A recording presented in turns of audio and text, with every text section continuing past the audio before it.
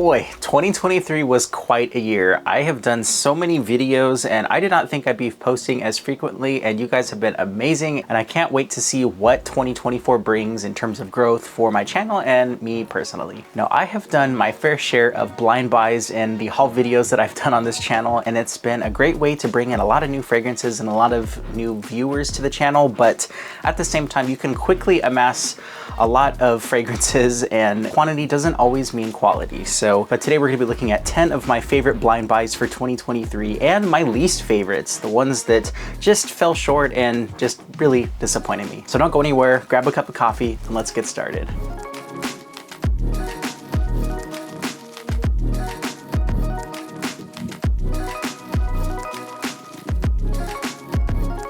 First up, as an honorable mention, this is actually not a fragrance, this is an attar. So an attar is an oil-based fragrance. It's just pure oil that you would apply to your pulse points on your wrists, and this stuff really blew my mind. This one is Swiss Arabian's Private Oud. Now this just smells like oud, fruits, and beautiful, beautiful resins. And I bought this for, I think it was around $30 or so, and $30 for a tiny little, what is this? 12 milliliters of pure oil. That seems like a lot of money, but in reality, you only need to use a tiny little bit and it will last you all day. This just straight up smells like Middle Eastern royalty, and there's a beautiful sweetness with the rich fruits, and the oud here smells very smooth and clean. It's not animalic, and it's just a very pleasing oud and fruity fragrance that's perfect for any occasion. This stuff will make you feel like $1 million because it's a little bit more expensive, but it is definitely worth it. And that's Swiss Arabian's Private Oud. So first up is actually one of my most recent fragrance acquisitions. This one is Galleria Parfum's Cognac Cafe. Now, just like the name suggests, it smells like a beautiful, sweet, gourmand, boozy coffee. So this stuff I actually got during their end of the year sale. I think I got this entire bottle, this 100 ml bottle, for 41 bucks. It's kind of a crazy steal, and it might still be going on, so they may have some fragrances still for that $40 price. But this one, you have an amazing almond, you have vanilla, and it's got some really cozy ambroxan, some cedar wood, and the coffee really does smell amazing here. So it smells modern, it smells a little bit designer-like in the terms of a sweet toffee coffee kind of vibe that's going on with a lot of the popular designer fragrances, but I think this does it really nice, and the cognac definitely smells boozy and high quality. There's a little bit of a sharpness in the musk and the amber that they use in here, but it smells absolutely incredible in the air, and it reminds me a little bit of Black Phantom with a lot more of the coffee and the almond in here. This stuff is super potent and powerful, and it lasts you all day, and that is Galleria Parfum's Cognac Cafe.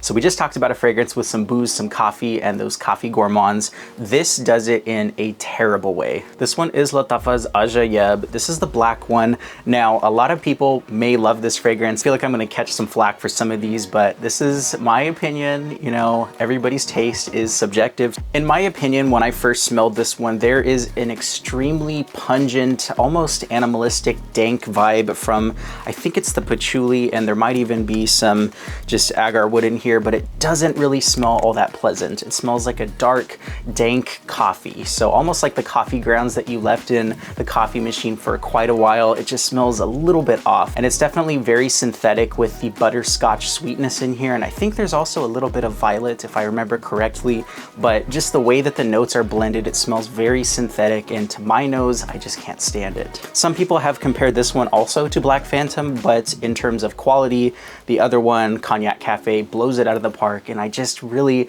don't find myself loving this one or wearing this at all. The price wasn't too bad at 20 bucks, but I can't say that I'd wear this one. And that one is Lattafa's Wajood Black.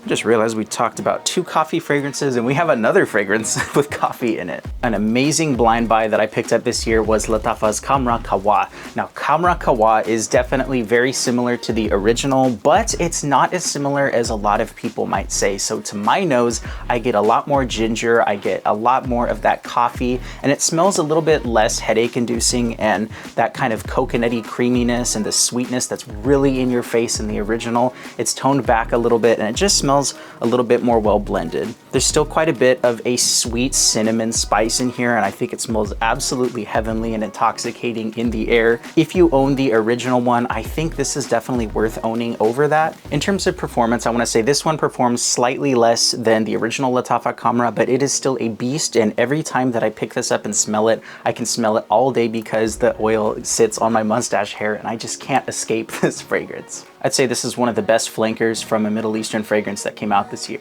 and that's Lattafa's Khamrah Qahwa.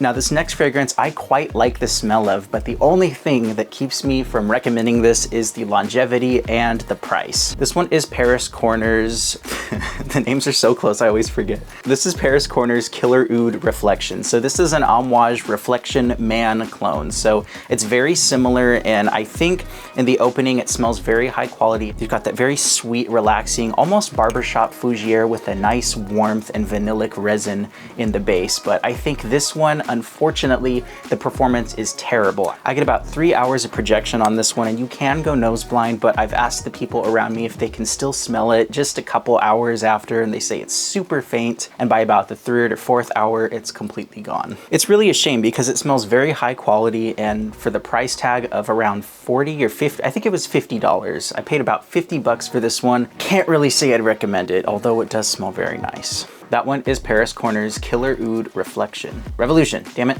Now moving on over to the niche category, this is one of my personal favorites of this year. This one is Xerjoff's 40 Knots. Now there's something incredible about this one that's just really mysterious.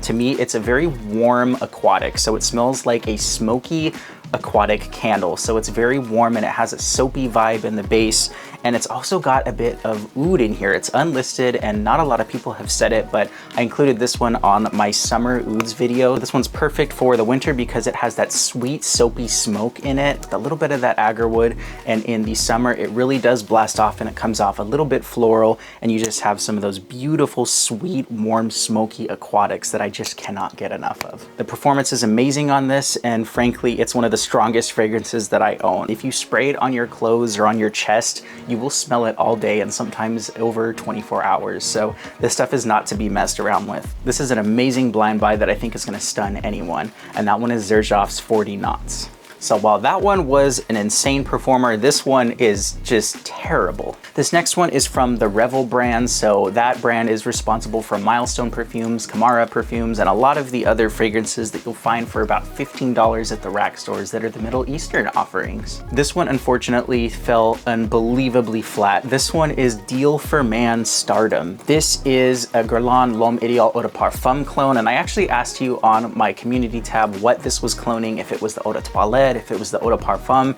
and a couple people had actually picked it up but warned me against it. They said it had terrible performance and it only lasted about 1 to 2 hours, and against their judgment, I decided to pull the trigger and waste $15. This definitely smells really nice. It's got the beautiful, spicy, slightly soapy woods in here, and it smells absolutely amazing. It's got a little bit of that patchouli. I think there's some rose in here too that makes it smell very mature, very masculine, but it only lasts about 2 to 3 hours tops. I remember spraying this on my arm and loving it when I was on the drive home, but after the air conditioning stopped blowing it in my face, I was thinking, where the heck did this go? As my $15 got taken from my account, this fragrance vanished. It's gone. It's a phantom. It was never here.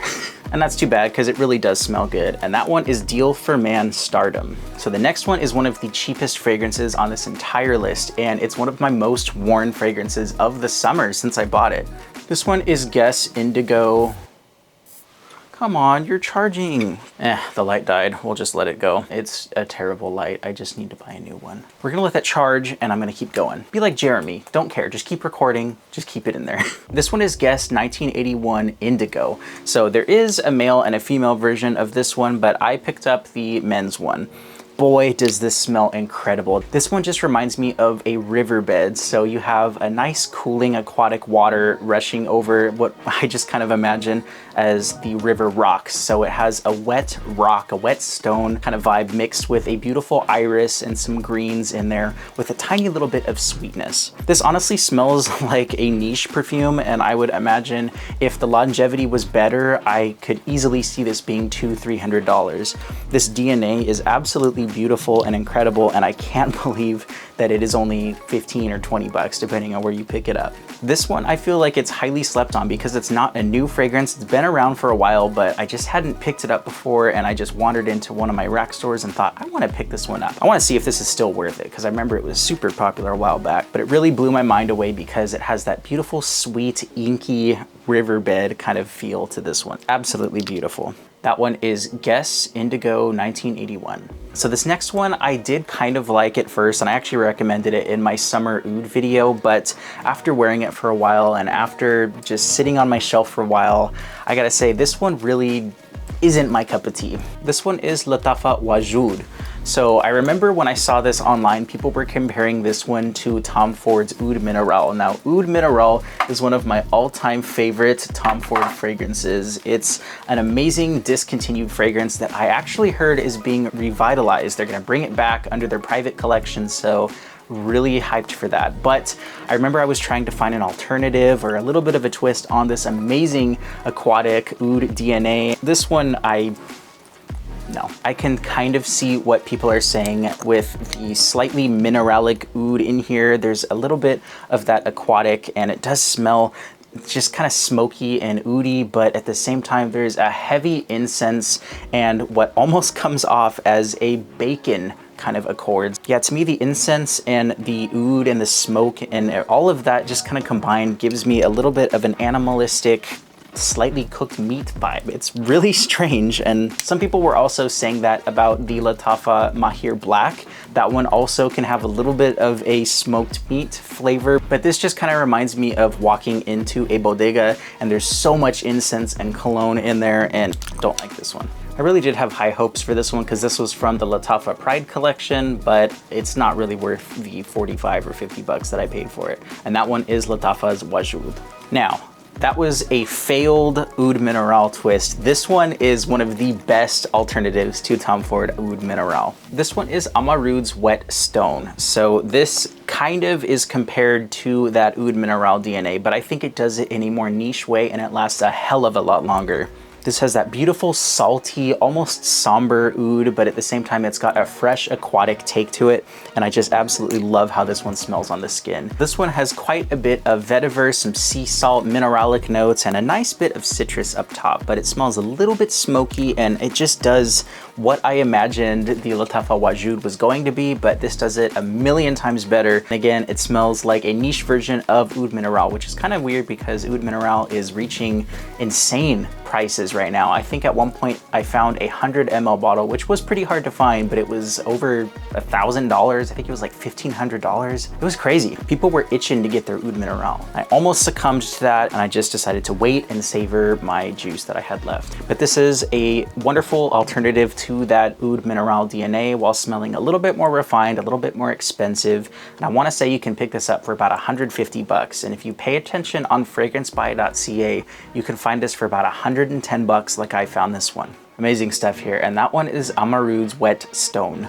This next one is going to be a highly controversial take because I can see why that everybody loves this one. It's extremely affordable and it smells very high quality and long lasting, but it's because it's so long lasting that I don't like this one. The next one is Lalique Ancre Noir à l'Extrême. I know people are going to hate me for this one, but there's just something about this one that makes me turn away from it just a little bit every time that I pick it up. Like in air, it smells really nice and it smells like a slightly nutty, smoky oud with a little bit of that patchouli. It smells very incense heavy, but at the same time, I think it's just a little bit strong, a little bit too dense for my liking. So I'm finding that a lot of the fragrance that I'm not the biggest fan of have a lot of that smoky incense. Now there are fragrances that I love with incense in it, and for whatever reason in this one it just does not agree with my nose. At times the nutty oud and the Palo Santo that I'm kind of picking up, it just smells pleasant, but when I actually spray this on myself, I find myself quickly getting sick of it and really wishing that I had put on a different fragrance about an hour or so in. Actually even sooner sometimes. It's really unfortunate because I love the design of this bottle. I love the House of Lalique. I think they have amazing offerings and amazing fragrances, but for whatever reason, this one just isn't my cup of tea.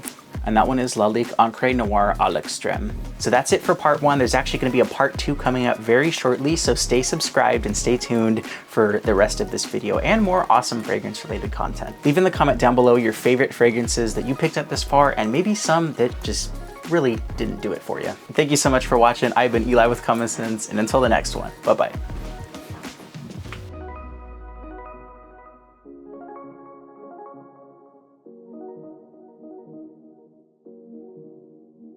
Holy crap, I still smell that Wajood. That is off. Oh.